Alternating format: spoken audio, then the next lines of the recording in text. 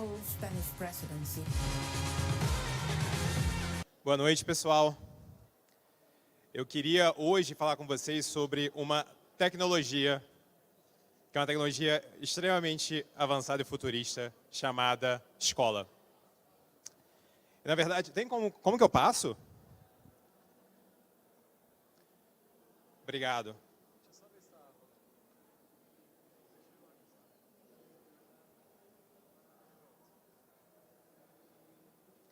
Então, vamos falar sobre essa tecnologia chamada escola. Em 2005, na China, o governo chinês lançou um Centro de Estudos para Lideranças em Administração Pública, o CELAP. E o presidente da época descreveu como sendo uma necessidade de programas de treinamento em larga escala para melhorar significativamente a qualidade dos líderes políticos. Curiosamente, a população local descrevia essa escola como uma outra coisa. A população local descrevia essa escola como uma organização voltada para a dominação mundial. Porque a qualidade das lideranças que saíam da escola chinesa e saem até hoje, começou a constituir uma nova elite do país. Até então, a China olhava para o Ocidente quando ela queria formar os seus líderes.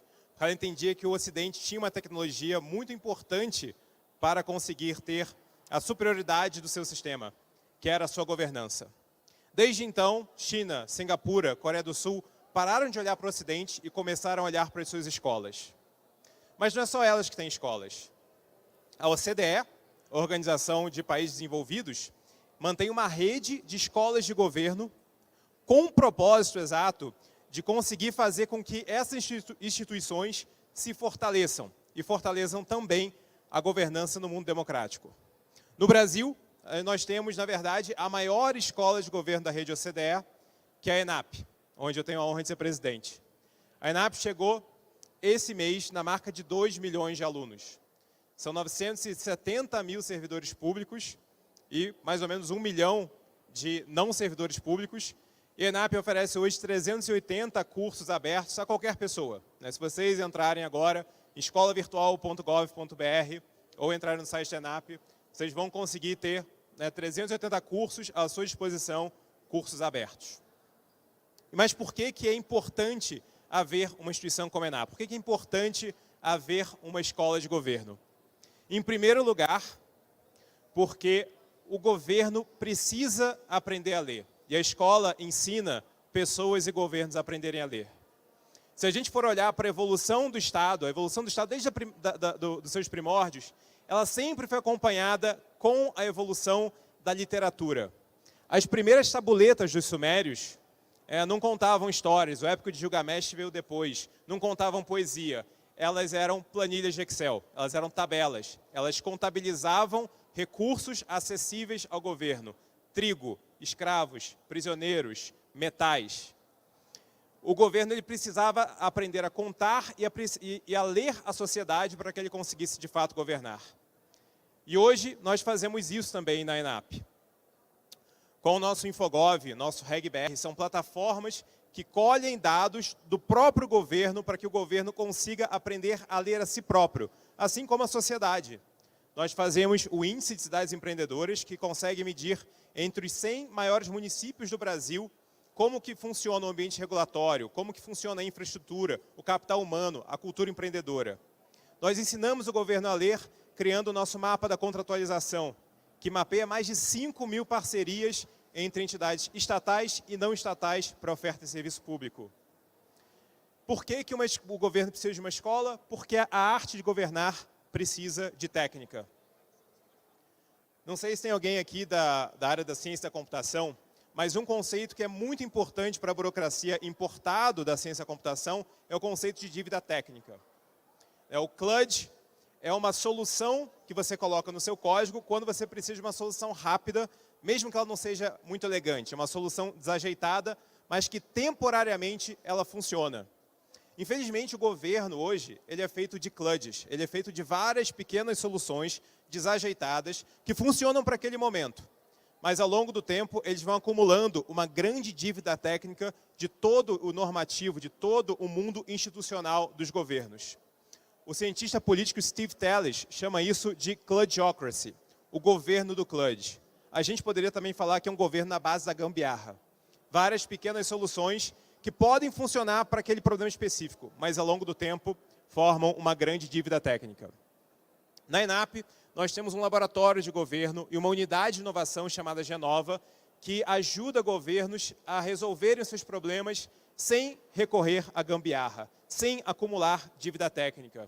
Desde 2019, nós já fizemos mais 70 projetos de inovação em governo, de planejamento estratégico, para que o governo consiga fazer o design das suas políticas sem necessariamente recorrer a gambiarras. Mais do que isso, governos precisam aprender a fazer com que a sociedade ajude-os a resolver problemas. Por isso, nós lançamos também uma plataforma de desafios. Inspirado, os Estados Unidos têm o Challenges.gov, a União Europeia tem o SocialChallenges.eu, nós lançamos o desafios.gov.br, que convida a sociedade a ajudar o governo a resolver os seus problemas. E uma das chamadas que nós temos agora é a chamada para o Marco da Startup. Por quê? Porque o governo ele lança, né, o Estado brasileiro, né, lança novas legislações, mas eles esperam, às vezes, que a legislação funcione por si só. Para que isso não aconteça, o que nós estamos fazendo agora é pegando novas legislações, transformando em desafios, para que o setor público e o privado consigam colocar em prática uma nova legislação. E a gente premia, a gente dá prêmios para aqueles que conseguem ter as melhores soluções desses novos desafios. Por que um governo precisa de uma escola? Porque o governo precisa ser future ready, o governo precisa estar pronto para os desafios do futuro. Nós fizemos um estudo sobre o futuro do trabalho no governo e nós vimos que 1 de 4 servidores públicos que estão aptos a se aposentar até 2030 não precisariam necessariamente ser repostos, porque suas funções podem ser automatizadas. Enquanto 1 de cada 5 que não irão se aposentar também terão suas funções automatizadas ou obsoletas até 2030. Isso não significa que essas pessoas, né, vão ficar ociosas, mas que nós precisamos requalificá-las. O que a gente fez foi que a gente desenhou para saber quais eram as carreiras, as funções com maior propensidade à automação e também aquelas que tinham mais propensão a se aposentar, para saber aquelas que não precisariam ser repostas, mas também aquelas que precisariam ser requalificadas para que a gente crie novas competências para que o governo esteja pronto para o futuro. E esse futuro é muito diferente do futuro que a gente entende hoje pelo setor público. Se a gente for olhar, por exemplo, para as funções que o governo britânico tem quando ele vai desenhar um novo serviço público, olha quais são os times, né? O time precisa ter Product Manager, Service Owner, Delivery Manager, User Researcher, Content Designer, Developer. São funções que não têm carreiras no governo. A gente precisa treinar, a gente precisa criar essas competências dentro do governo, assim como recrutar novas pessoas, mas também requalificar a que nós temos. Na ENAP, a gente tem uma série de programas orientadas para criar esse futuro hoje na administração pública. Nós temos Coding Bootcamps, por exemplo, uma parceria com a Levagon, que começou pegando a licença capacitação que o servidor tem e fazendo que ela fosse utilizada no seu máximo. 8 horas por dia de bootcamps para que os nossos servidores conseguissem sair de lá, obviamente que não vão ser um grande programador full stack, mas prontos para enfrentar desafios tecnológicos. E o mais legal, no Demo Day, que encerra as atividades do bootcamp, nós temos protótipos prontos que lidam com vários desafios do governo. Então, por exemplo, nós temos um tradutor do juridiquês para a linguagem simples, para que um cidadão comum consiga fazer a consulta da movimentação processual e entender o que está acontecendo com o seu processo. Nós temos aplicativos em que você pode desenhar uma trajetória no Google Maps de uma futura ferrovia ou rodovia, e ele vai te dizer quais são as normas que incidem sobre aquele trajeto. Nós temos toda uma série de atividades chamada pacote de transformação digital, que são cursos também que conseguem atualizar o servidor público para que ele esteja pronto para os desafios futuros, machine learning, inteligência artificial, transformação digital de serviços públicos, por exemplo. Mas mais do que isso, nós somos estratégicos. Nós criamos o MPP, um Master of Public Policy, feito em parceria com a Universidade de Colômbia, para que os servidores brasileiros consigam se atualizar nas temáticas mais de ponta. E o nosso MPP foi tão bem sucedido que era focado principalmente no Brasil, mas a gente conseguiu recrutar também 12 alunos estrangeiros, como ele é inglês, a gente consegue fazer essa interação muito rica entre servidores de vários países e os servidores do Brasil. Por que um governo precisa de uma escola? Porque o desenvolvimento de pessoas precisa ser estratégico. Quando a gente olha para as escolas de governo da OCDE, algo que elas já tinham desde 2019, quando eu cheguei na ENAP, eram mapas de competências transversais para o serviço público e competências de liderança. Na verdade, elas não tinham apenas suas matrizes, elas já estavam na versão 4.0 das suas matrizes. Desde então, a gente trabalhou com vários órgãos públicos para criar quais eram as competências chaves do governo brasileiro, tanto em nível transversal quanto em nível de liderança, para que a capacitação seja estratégica. Não venha apenas uma demanda ad hoc, a demanda espontânea, mas um pensamento daquilo que o governo e os servidores precisam saber. Para dar um exemplo, a LGPD, Lei Geral de Proteção de Dados, assim que ela foi aprovada, a Secretaria de Gestão de Governo Digital, percebeu que todos os servidores públicos estavam potencialmente infringindo a nova lei se eles não atualizassem o seu sistema de gestão processual, o SEI. Para isso, eles procuraram a ENAP, para fazer um curso para que todos os servidores conseguissem entender como deveria ser a configuração dos seus sistemas de acordo com a nova lei. Uma vez que o curso estava pronto, eles perguntaram, ok, agora como que a gente garante que todo servidor público vai assistir esse curso? A gente não tem essa garantia, a gente não tem essas ferramentas. Então, a gente precisa ser cada vez mais estratégico. E parte do que a gente tem tentado fazer é exatamente isso. A gente desenhou, junto com o Ministério da Economia, uma nova diretriz, uma política de desenvolvimento de pessoas, em que a gente mapeia, não dá para ver muito bem aqui, mas a gente mapeia quais são as competências que as pessoas querem ser desenvolvidas e que não tem oferta ainda da escola. Então, a gente tem esse mapa de leitura e a gente consegue ir exatamente no ponto onde existe maior demanda e maior gap de lacuna de competências. Nós também criamos mestrados profissionais desde 2018. O nosso primeiro doutorado profissional em políticas públicas foi aprovado pelo MEC agora, em 2020, começou em 2021.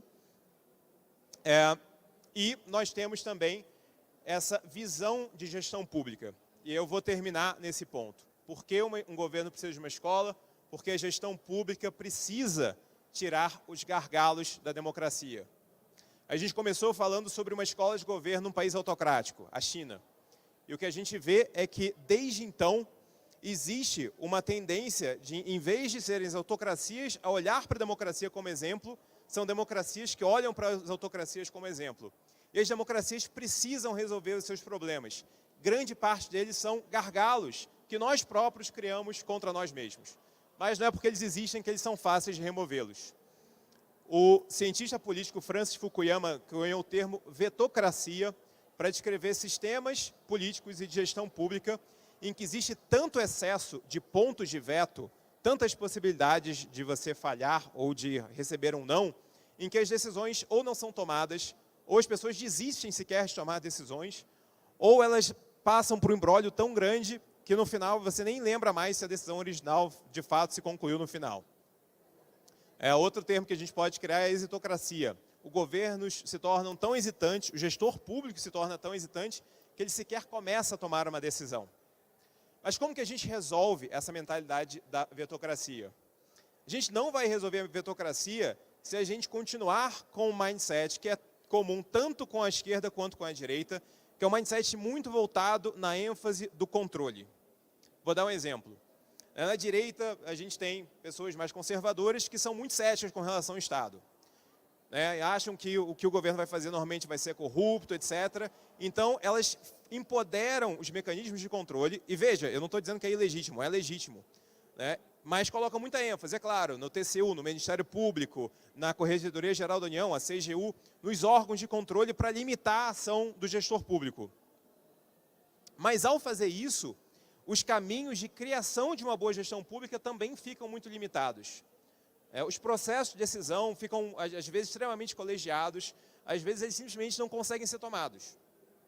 Por outro lado, a esquerda também tem preocupações sobre os excessos do que o governo pode fazer. Pensa no meio ambiente, por exemplo.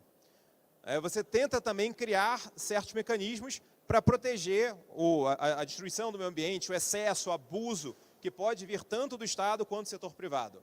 Também é outra preocupação muito legítima. O problema é que a sustentabilidade do futuro não vai ser criada simplesmente pelo controle.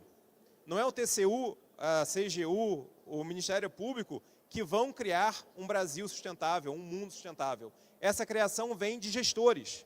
Essa criação vem daqueles cujo propósito é a ação, não a inação. É fazer mais, não controlar mais. Ou seja, a gente precisa, se você for pegar a pauta da sustentabilidade, a gente precisa de um futuro com muito mais construção do que no passado. Não basta a gente simplesmente conter a ação humana. A gente precisa de mais usinas solares, usinas eólicas. A gente precisa de mais smart grids. A gente precisa de ter uma transição energética. A gente precisa de mais energia para que a gente consiga fazer com que a gente alimente mais pessoas gastando menos água. A gente precisa aprender a transformar hidrogênio, por exemplo, utilizar o hidrogênio para que a gente consiga usar menos combustíveis fósseis.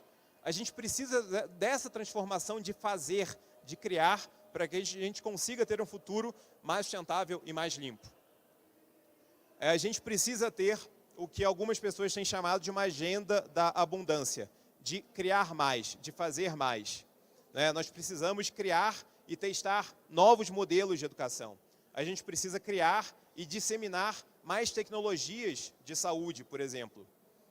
Ou seja, a mesma preocupação que a gente tem com a proteção social, a gente também tem que ter com a inovação.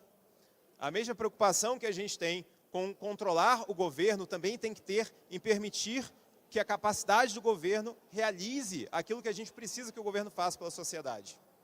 É por isso que nós temos hoje, na ENAP, uma semana de inovação com o tema Tempo de Criar. Eu convido todos vocês, vai ser de 8 a 10 de agosto esse ano, para conversarem com outros gestores públicos de dentro e de fora do Brasil sobre uma nova agenda da gestão pública. Uma agenda muito mais criativa, que faça muito mais. Nós precisamos ter um futuro que não dependa apenas do controle, mas que dependa do gestor público. O gestor público que vá para a escola e que aprenda a ler o Estado e aprenda a criar o Estado que a sociedade precisa. Muito obrigado.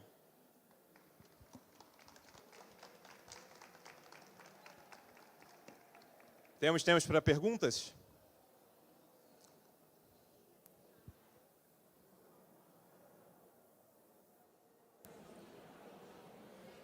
Qualquer comentário, compartilhem pensamentos.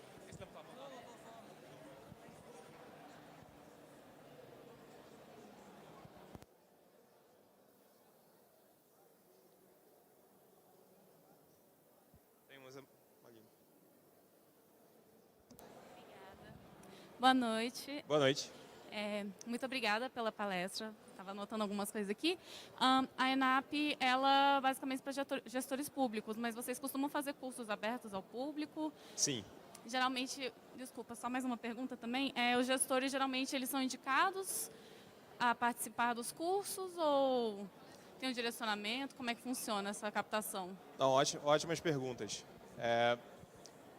Nós temos... Deixa eu só voltar aqui para mostrar a nossa EVG. Nós temos a Escola Virtual de Governo, que é uma plataforma aberta a qualquer cidadão, que é esse que a gente está comemorando a marca de 2 milhões de alunos. Então, qualquer cidadão pode entrar em escolavirtual.gov.br, se inscrever e ter à sua disposição 380 cursos abertos. Além desses, nós temos programas que são fechados. Então, nós temos o nosso mestrado em políticas públicas, o Master of Public Policy, temos doutorado, mestrado profissionais, especializações. E aí o processo seletivo desses, que eu acho que é a sua pergunta, varia de caso a caso. Então, por exemplo, o nosso bootcamp, que a gente faz junto com a Levagon, que é a nossa parceira, a gente cria uma série de desafios online, em que a pessoa vai já aprendendo a programar também, mas aquilo funciona como processo seletivo para a gente ter uma turma. Para o nosso doutorado, nossos mestrados, a gente uma mistura de provas de conhecimento técnico com projetos que as pessoas submetem e são julgados pela comissão avaliadora. Então, esses a gente tem processos específicos, mas para a nossa plataforma online, os cursos são abertos. Muito obrigada. Ótima pergunta. Obrigada. escolavirtual.gov.br. Mais perguntas?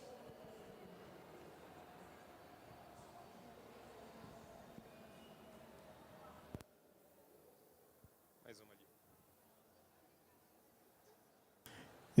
Boa noite. Eu sou aluno Boa do noite. ENAP. Opa, Sou legal. aluno do MPAN 2, mestrado profissional. Acho que vale a pena também, não sei se você chegou a citar, que eu cheguei um pouquinho depois, a questão do doutorado, que agora fecha o ciclo completo aí da formação superior. E um doutorado profissional, é isso que é um grande diferencial, né? Muito obrigado. Qual o seu nome? Oswaldinho. Osvaldinho?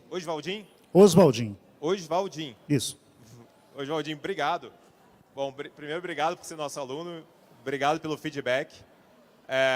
A gente falou aqui em algum momento, Osvaldinho, vou ver se eu acho o slide, sobre o mestrado e os 2 mestrados, né?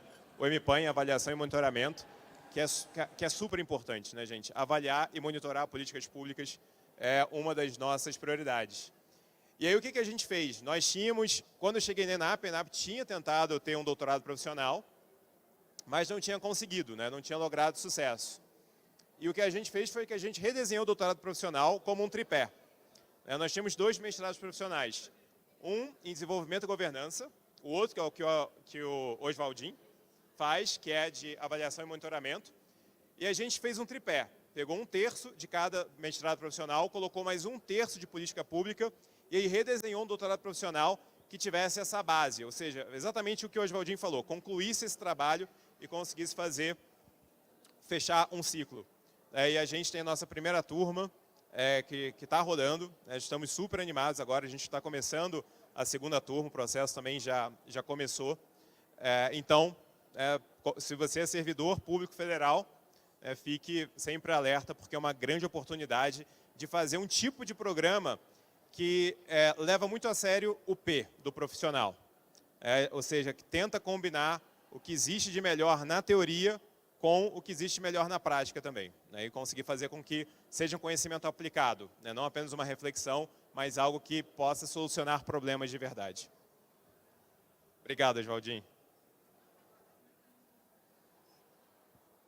Bom, pessoal, é isso. Muito obrigado a todos que participaram. Muito obrigado ao Diogo aí pela palestra e espero que todos continuem aqui porque temos mais conteúdo ainda durante toda a noite. Muito obrigado. Pessoal, obrigado. Valeu.